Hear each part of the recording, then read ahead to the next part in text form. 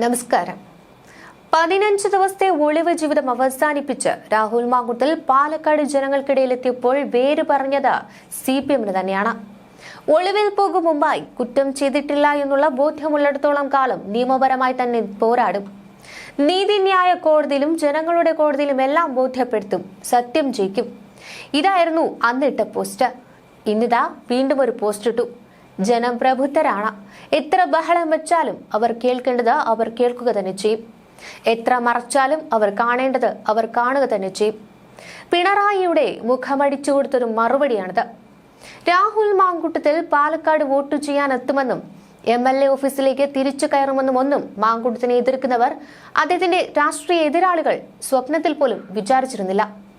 CPM-ഉം BJP-യും രാഹുലിന്റെ പതനം പൂർണ്ണമായി എന്ന് തീരുമാനിച്ചിടത്താണ്, അല്ലെങ്കിൽ തീരുമാനിച്ചിരുന്നിടത്താണ് ഒരു ഫീനിക്സ് പക്ഷിയെ പോലെ രാഹുൽ തിരികെ എത്തിയത്. ആ വരവ് പലർക്കും ഉള്ള ഒരു കൃത്യമായ മറുപടിയായിരുന്നു. ഏറ്റവും ആദ്യം മുന്നിൽ നിൽക്കുന്നത് CPM-ഉം BJP-യും കോൺഗ്രസിലെ പിന്നിൽ നിന്ന് കുത്തിയ ചിലർക്കുമാണ്. അവരോട് കൃത്യമായി രാഹുൽ സമ്മതിക്കുന്നുണ്ട്. രാഷ്ട്രീയ നീക്കത്തിലൂടെ താൻ ഇവിടെയൊക്കെ തന്നെ ഉണ്ടാകും, എന്നെ അങ്ങനെ പരിപൂർണമായി ഇല്ലാതാക്കാൻ കഴിയില്ല, തന്നെ വെട്ടിവീഴ്ത്തിയാലും താൻ ഇവിടെ തിരികെ വരുമെന്നാണ്. BJP-യുടെ ദേശീയ നേതൃത്വം പോലും ശ്രദ്ധ വയ്ക്കുന്ന ഏറ്റവും പ്രധാനപ്പെട്ട മണ്ഡലങ്ങളിൽ ഒന്നായിരുന്നു പാലക്കാട്. പാലക്കാട് നഗരസഭ ഭരണം പോലും കയ്യിൽ നിന്ന് പോകുന്ന അവസ്ഥയിൽ രാഹുലിനെതിരെ കേസ് വന്നതായിരുന്നു BJP-ക്ക് ആശ്വാസമായി മാറിയത്. രാഹുൽ മാങ്കൂട്ടത്തിലെ തിരിച്ചുവരവ് അദ്ദേഹത്തിന്റെ വീഴ്ചയും തളർച്ചയും തകർച്ചയും ഇല്ലായ്മയും ഒക്കെ ആഘോഷിക്കുവാൻ കാത്തിരുന്നവർക്ക് വലിയ തിരിച്ചടിയായി. അതുകൊണ്ട് തന്നെ രാഹുലിനെതിരെ ഇനിയും എന്തെങ്കിലുമൊക്കെ വിഷയങ്ങൾ ഉയർന്നു വരുവാനുള്ള സാധ്യതകളുമുണ്ട്. 11-ാം തീയതി കേരള പോലീസ് സംഘം പാലക്കാട് രാഹുലിന് സംരക്ഷണം ഒരുക്കുന്ന വിചിത്ര കാഴ്ചയായിരുന്നു നമ്മൾ കണ്ടത്. അയാളെ പിടികൂടുവാൻ കാടിളകി ബംഗളൂരു നഗരം മുഴുവൻ അരിച്ചുപെറുക്കി അവിടെയുള്ള ചായ പീടിക തൊട്ട് പഞ്ചനക്ഷത്ര വില്ലകൾ വരെ പരിശോധിക്കുന്ന കേരള പോലീസ് സംഘം പാലക്കാട് വോട്ട് ചെയ്യുവാനെത്തിയ രാഹുലിന് വലിയ സംരക്ഷണ കവചം ഒരുക്കുകയായിരുന്നു. കാരണം DYFI BJP പ്രവർത്തകർ തൊട്ടിലും പൂവൻകോഴി ചിത്രങ്ങളും ഒക്കെ പ്രതിഷേധങ്ങൾ ഉയർത്തി. മറുവശത്ത് കുതിച്ചു പാഞ്ഞ് മാധ്യമ കൂട്ടങ്ങൾ ചായ പീടികയിലേക്ക് ഒരു ചായയ്ക്ക് ഓർഡർ കൊടുക്കുന്നു. അപ്പോൾ മാധ്യമ പ്രവർത്തകരുടെ ഒരു ഉഗ്രൻ ചോദ്യം, ഇനി എന്താണ് അടുത്ത പരിപാടി? വളരെ സിമ്പിളായി, ചായ ഒന്ന് കുടിക്കണം. പിന്നീട് ഈ ചായ ഊതി ഊതി കുടിക്കുന്ന ഓരോ ഊതും മാധ്യമ പ്രവർത്തകർക്കുള്ള അടിയായിരുന്നു.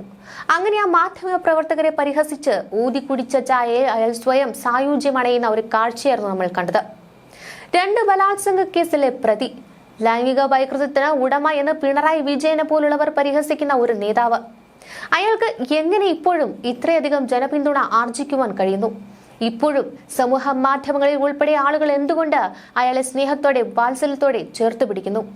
ഏതു സ്ത്രീകളെ കണ്ടാലും വൈകൃതങ്ങൾക്ക് ഉടമയാണെന്ന് പറയുമ്പോഴും എന്തുകൊണ്ട് കേരളത്തിലെ സ്ത്രീകളും അമ്മമാരും ഇപ്പോഴും അയാൾക്ക് പിന്തുണ നൽകുന്നു? കോൺഗ്രസിലെ ഒട്ടനവധി നേതാക്കൾ അയാളെ വലിച്ചെറിയുന്ന കാഴ്ച കണ്ടു, കിണറ്റിലെടുത്ത കാഴ്ച കണ്ടു. ഇനി ഒരിക്കലും ഈ പ്രസ്ഥാനത്തിലേക്ക് മടങ്ങി വരില്ല എന്ന് പ്രഖ്യാപിക്കുന്ന നേതാക്കളെ കണ്ടു. എന്നിട്ടും രാഹുൽ കോൺഗ്രസ് എന്ന പ്രസ്ഥാനത്തെ തള്ളിപ്പറഞ്ഞില്ല. അതുതന്നെയാണ് ഫലം പുറത്തു വന്നപ്പോഴും രാഹുൽ പറഞ്ഞു വെക്കുന്നത്. കൂടാതെ രാഹുൽ വോട്ട് ചെയ്ത പാലക്കാട് നഗരസഭയിലെ കുന്നത്തൂർ മേട് വാർഡിൽ കോൺഗ്രസിന് ജയം കിട്ടി. കോൺഗ്രസ് സ്ഥാനാർത്ഥി പ്രശോഭാണ് ജയിച്ചത്. 8 വോട്ടിനായിരുന്നു ജയം. രാഹുലിനെ കാണുവാൻ ജയിച്ച സ്ഥാനാർത്ഥി അടക്കം ഓടിയെത്തുന്ന കാഴ്ചയായിരുന്നു. പക്ഷേ ഇതിനിടയിൽ പീഡകരിൽ ഇടതെന്നും വലതെന്നും വ്യത്യാസമുണ്ടെന്ന് കരുതുന്നില്ല എന്നും 2-3 തന്നെയാണെന്നും കുറിപ്പിട്ട് ഡോക്ടർ സൗമ്യ സരിൻ രംഗത്ത് വന്നിരുന്നു. ക്രിമിനലുകളിൽ ഇടതെന്നും വലതെന്നും ഒരു വ്യത്യാസമുണ്ടെന്ന് കരുതുന്നില്ല, രൂപത്തിലും ഭാവത്തിലും വ്യത്യാസമുണ്ടെന്ന് ഫേസ്ബുക്ക് പോസ്റ്റിലൂടെ ഇത്തരത്തിൽ പ്രതികരിച്ചിരിക്കുന്നത്. ആ ഫേസ്ബുക്ക് പോസ്റ്റിന്റെ പൂർണ്ണ രൂപം ഇങ്ങനെയാണ്: ഒന്നായ നിന്നെ ഇഹ, 2-1 തന്നെ. ഇവിടെ ഒരു തീവ്രത മാവിനയുടെയും ആവശ്യമില്ല, 2-1 തന്നെ.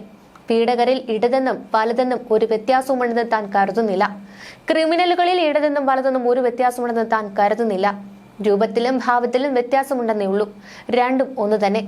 ഇവർ മാത്രമല്ല, ഇവരെ പോലെയുള്ള ഇപ്പോഴും താങ്ങുന്ന ഓരോരുത്തരും ഇവർ തന്നെയാണ്. അത്രയൊന്നും തന്നെ വിഷം പേർന്നവരാണ്. മനസാക്ഷിയുള്ള ഒരു പാർട്ടിക്കാരനും അത് സാധിക്കില്ല.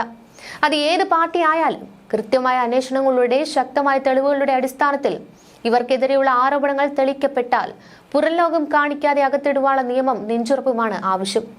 കേരളത്തിലെ സർക്കാരും നിയമ സംവിധാനവും അത് കാണിക്കുമെന്ന് തന്നെ വിശ്വസിക്കുന്നു.